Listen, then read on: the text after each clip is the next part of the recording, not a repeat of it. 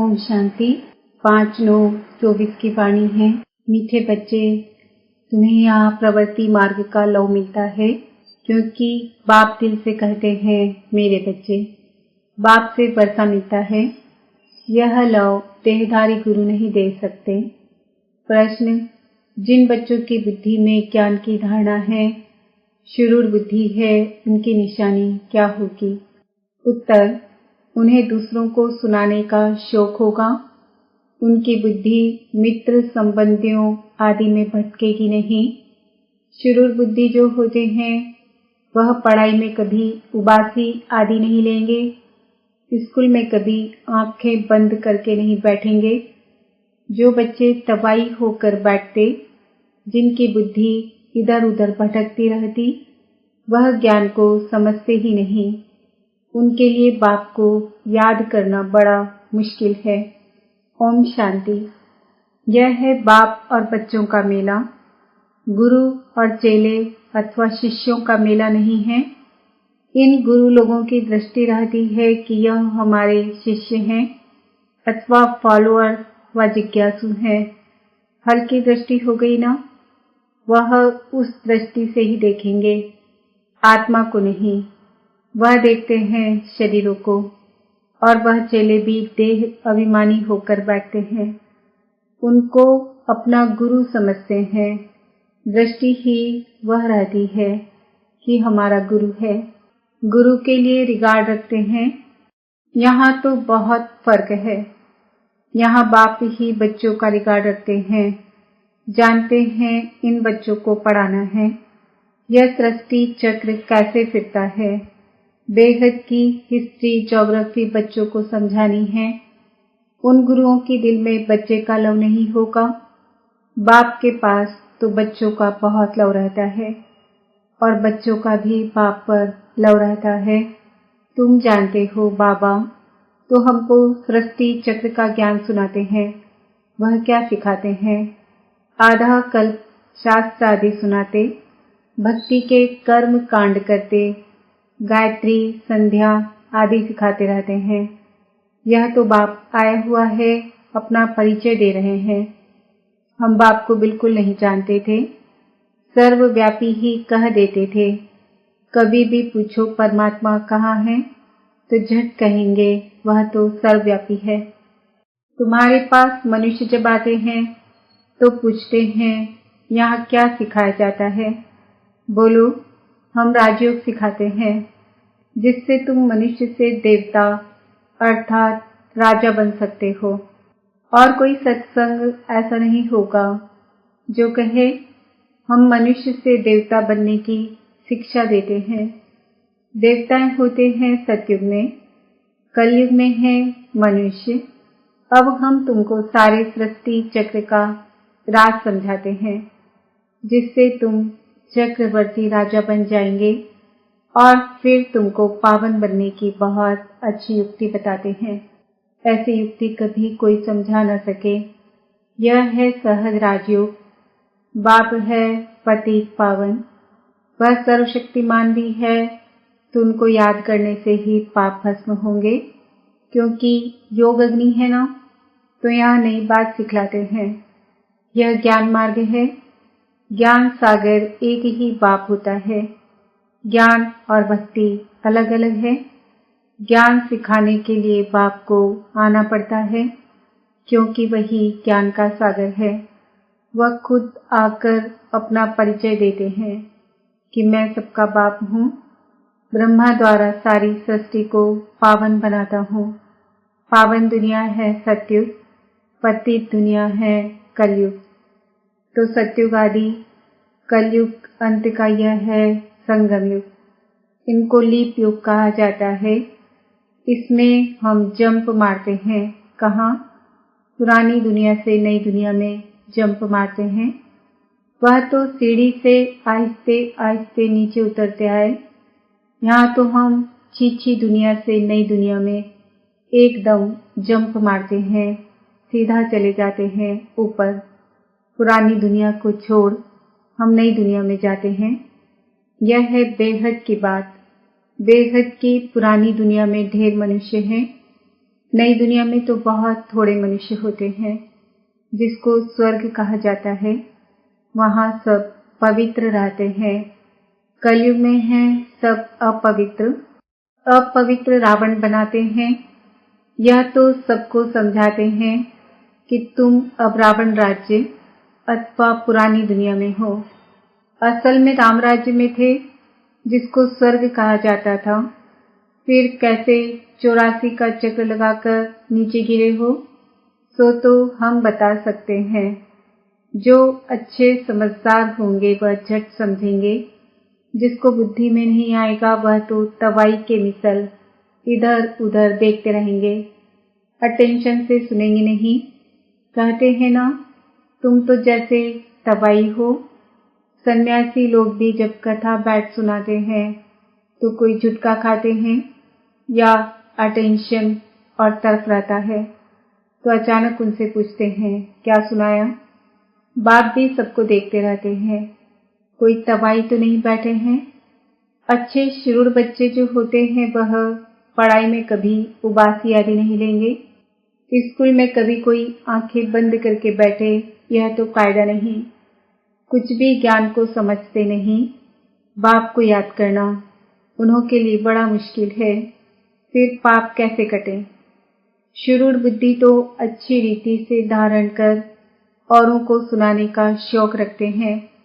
ज्ञान नहीं है तो बुद्धि मित्र संबंधियों की तरफ भटकती रहती है। यहाँ तो बाप कहते हैं और सब कुछ भूल जाना है, पिछाड़ी में कुछ भी याद न आए। बाबा ने सन्यासियों आदि को देखा हुआ है जो पक्के ब्रह्म ज्ञानी होते हैं। सवेरे ऐसे बैठे बैठे ब्रह्म महातत्व को याद करते करते शरीर छोड़ देते हैं। उनके शांति का प्रवाह बहुत होता है। अब वह ब्रह्म में लीन तो हो न सके, फिर भी माता के गर्भ से जन्म लेना पड़ता है। बाप ने समझाया है, वास्तव में महात्मा तो श्री कृष्ण को कहा जाता है। मनुष्य तो बिगर अर्थ समझे ऐसे ही कह देते हैं। बाप समझाते हैं, श्री कृष्ण है संपूर्ण निर्विकारी, परंतु उनको सन्यासी नहीं देवता कहा जाता है। सन्यासी कहना व देवता कहना उनका भी अर्थ है। यह देवता कैसे बना। सन्यासी फिर देवता बना। बेहद का सन्यास किया, फिर चले गए नई दुनिया में। वह तो हद का सन्यास करते हैं, बेहद में जा न सके। हद में ही पुनर्जन्म लेना पड़े विकार से। बेहद का मालिक बन न सके, राजा रानी कभी बन न सके, क्योंकि उन्हों का धर्म ही अलग है। सन्यास धर्म देवी देवता धर्म नहीं है। बाप कहते हैं, मैं अधर्म विनाश कर देवी देवता धर्म की स्थापना करता हूँ। विकार भी अधर्म है ना, इसलिए बाप कहते हैं इन सब का विनाश और एक आदि सनातन देवी देवता धर्म की स्थापना करने मुझे आना पड़ता है। भारत में जब सतयुग था तो एक ही धर्म था, वही धर्म फिर अधर्म बनता है। अब तुम फिर से आदि सनातन देवी देवता धर्म स्थापन कर रहे हो। जो जितना पुरुषार्थ करेंगे उतना ऊंच पद पाएंगे। अपने को आत्मा निश्चय करना है। भलग्रस्त व्यवहार में रहो, उसमें भी जितना हो सके उठते बैठते यह पक्का करो। जैसे भक्त लोग सवेरे उठकर एकांत में बैठ माला जपते हैं, तुम तो सारे दिन का हिसाब निकालते हो। फलाने समय इतनी याद रही, सारे दिन में इतना समय याद रही, टोटल निकालते हो। वह तो सवेरे उठकर माला फेरते हैं। भल कोई सच्चे भक्त नहीं होते हैं। कईयों की बुद्धि तो बाहर कहाँ कहाँ भटकती रहती है। अभी तुम समझते हो भक्ति से फायदा कुछ भी नहीं मिलना है।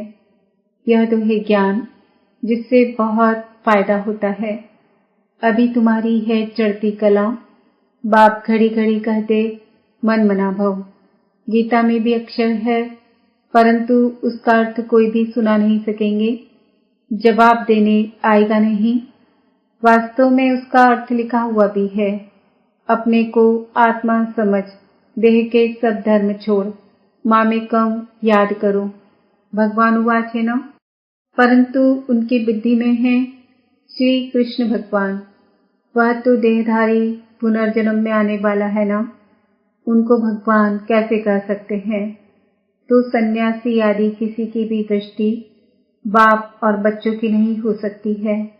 भले गांधी जी को बापूजी कहते थे, परंतु बाप बच्चे का संबंध नहीं कहेंगे, वह तो फिर भी साकार हो गया ना। तुमको तो समझाया है, अपने को आत्मा समझो। इसमें जो बाप बैठा है वह है बेहद का बापूजी। लौकिक और पारलौकिक दोनों बाप से वर्षा मिलता है, बापूजी से तो कुछ भी नहीं मिला। अच्छा, भारत की राजधानी वापस मिली, परंतु ये वर्षा तो नहीं कहेंगे, सुख मिलना चाहिए ना। वर्षे होते ही हैं दो, एक हद के बाप का, दूसरा बेहद के बाप का। ब्रह्मा से भी कोई वर्षा नहीं मिलता है, भल सारी प्रजा का वह पिता है, उनको कहते हैं ग्रेट ग्रेट ग्रैंडफादर। वह खुद कहते हैं मेरे से तुमको कुछ भी वर्षा नहीं मिलता, जबकि यह खुद कहते हैं मेरे से वर्षा नहीं मिल सकता। तो उस बापूजी से फिर क्या वर्षा मिल सकेगा, कुछ भी नहीं। अंग्रेज तो चले गए, अभी क्या है, भूख हड़ताल, पिकेटिंग, स्ट्राइक आदि होती रहती, कितनी मारामारी होती रहती है, कोई का डर नहीं है। बड़े बड़े ऑफिसर्स को भी मार देते हैं। सुख के बजाय और दुख है, तो बेहद की बात यहाँ ही है। बाप कहते हैं पहले पहले तो यह पक्का निश्चय करो कि हम आत्मा हैं, शरीर नहीं। तो बेहद की बात यहाँ ही है। बाप ने हमको एडॉप्ट किया है, हम एडॉप्टेड बच्चे हैं। तुमको समझाया जाता है बाप ज्ञान का सागर आया है और सृष्टि चक्र का राज समझाते हैं, दूसरा कोई समझा न सके।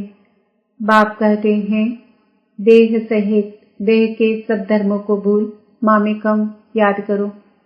सतो प्रधान जरूर बनना पड़ेगा।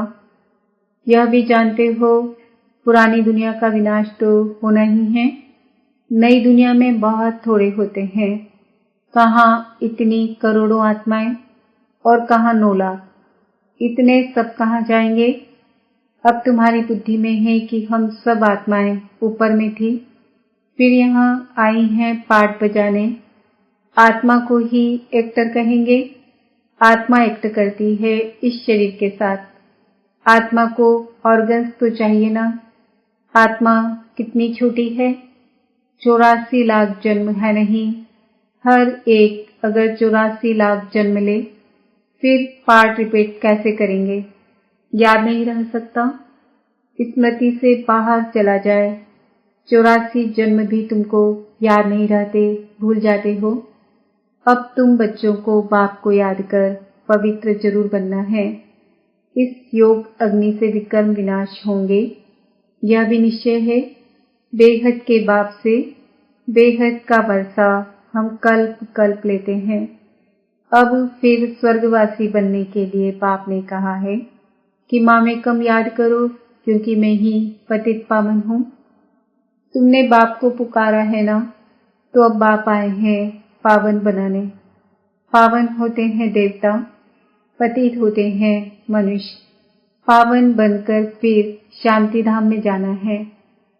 तुम शांति धाम जाना चाहते हो या सुख धाम आना चाहते हो। सन्यासी तो कहते हैं सुख कागजिस्ता के समान है, हमको शांति चाहिए, तो वह सत्युग में कभी आ नहीं सकेंगे। सत्युग में था प्रवृत्ति मार्ग का धर्म, देवताएं निर्विकारी थे, वही पुनर्जन्म लेते लेते पतित बनते हैं। अब बाप कहते हैं निर्विकारी बनना है, स्वर्ग में चलना है, तो मुझे याद करो, तो तुम्हारे पाप कट जाएं, पुण्य आत्मा बन जाएंगे, फिर शांति धाम सुख धाम में जाएंगे। वहाँ शांति विधि सुख विधा, अभी है दुख धाम। फिर बाप आकर सुख धाम की स्थापना करते हैं, दुख धाम का विनाश। अभी तुम कहाँ खड़े हो, अभी है कलयुग का अंत, विनाश सामने खड़ा है, बाकी जाकर थोड़ा टुकड़ा रहेगा। इतने खंड तो वहां होते नहीं। यह सब वर्ल्ड की हिस्ट्री, ज्योग्राफी बाप ही बैठ समझाते हैं। यह पाठशाला है। भगवानुवाद पहले पहले बाप का परिचय देना पड़ता है। अभी कलयुग है, फिर सतयुग में जाना है। वहां तो सुख ही सुख होता है। एक को याद करना, वह है अव्यभिचारी याद। शरीर को भी भूल जाना है। शांति धाम से आए हैं, फिर शांति धाम में जाना है। वहां पतित कोई जा न सके। बाप को याद करते करते पावन बन तुम मुक्ति धाम में चले जाएंगे। यह अच्छी रीति बैठ समझाना पड़ता है।